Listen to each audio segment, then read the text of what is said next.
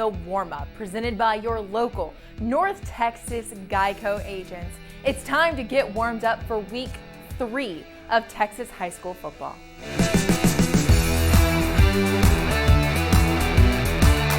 Two weeks of high school football in the books, and some things remain the same, such as the Highland Park Scots.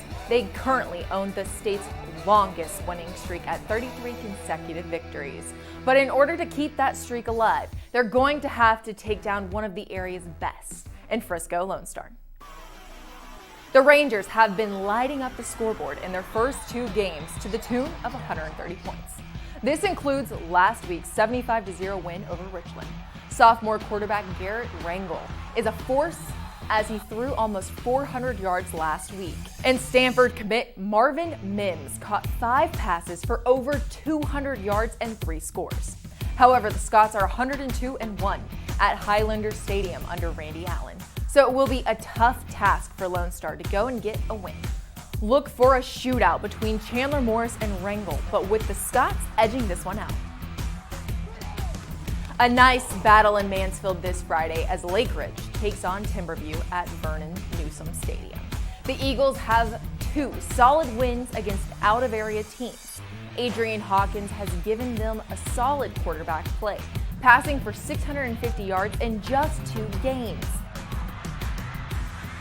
Timberview is stacked at the running back position as they have 3 Division I athletes in the backfield.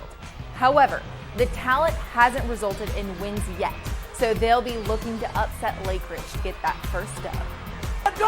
And after Justin Northwest and McKinney North put up 133 points combined against each other last week, they both branch off to play tough opponents. Northwest goes Thursday night at Grapevine.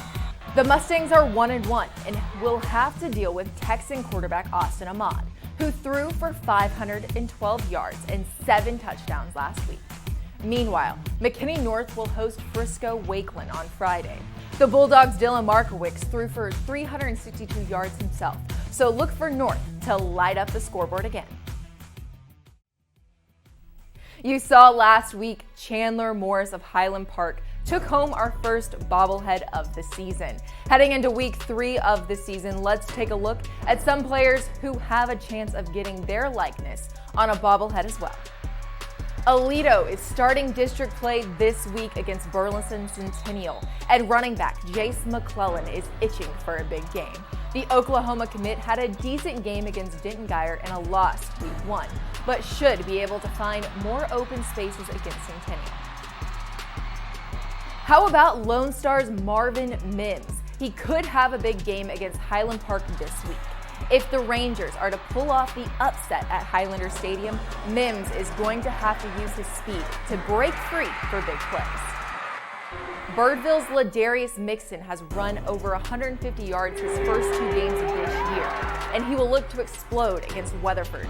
The Hawks are going to want to get out on top early, and in order to do that, Mixon is going to have to find the holes. You're not going to want to miss the inside story this week on Wingstop Inside High School Sports. We'll have a story on Highland Park defensive end Prince Dorba and how he left his war-torn country as a child and now is one of the best defensive players in the land. Let's take a look at our rankings for both 6A and 5A. Duncanville opened up a can on South Oak Cliff, beating them 59-3. The Panthers remain at 1, but face DC Power St. John's College Prep on Saturday, which will be their toughest test of the regular season. Allen remains at 2 after beating Houston Power Dickinson. Closing in on the Eagles is Denton Guyer, who had another close win this week. Kadrick Cobbs led them with over 200 yards and the game-winning touchdown with 19 seconds left. Southlake Carroll is still at 4 as they manhandled Colleyville Heritage last week.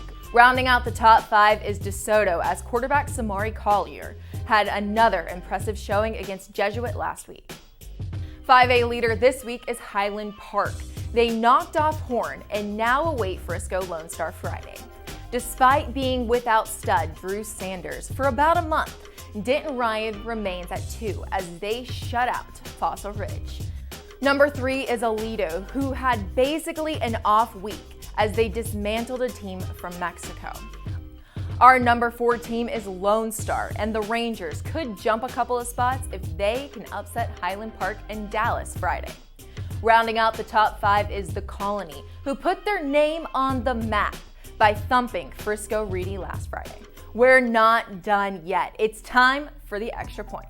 At the Cotton Bowl Classic last weekend, everyone knows that winning is fun, but winning and receiving a battle belt like Lake Highlands did is even more fun, as you can tell from the smiles on the team's face. One of the biggest stories in Texas high school football is El Paso Eastwood versus Plano last week. A hard game for both of these schools, but one that showed the world football is bigger than just a game. And the coaches gave a speech that amplified that. On both sides, okay, we're going to play hard, we're going to compete, we're going to get after it. But we want to let you know that we're your brothers also. We love you guys, we're Texas strong, and we're going to use football to showcase to the world what's so great about our sport. Everybody got that? Wish each other luck, fellas.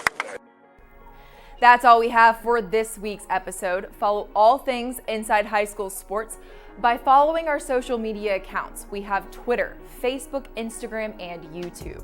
That'll keep you in the loop on everything going on around the Metroplex until the best 30 minutes of your sports weekend comes on Saturday at 6:30 p.m. on NBC5. That's Wingstop Inside High School Sports, hosted by Pat Doney.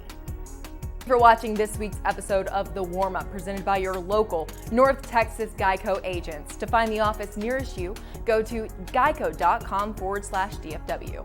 I hope you're warmed up and ready for week 3 of Texas high school football. I'm Ashlea Bullington, and thank you for watching.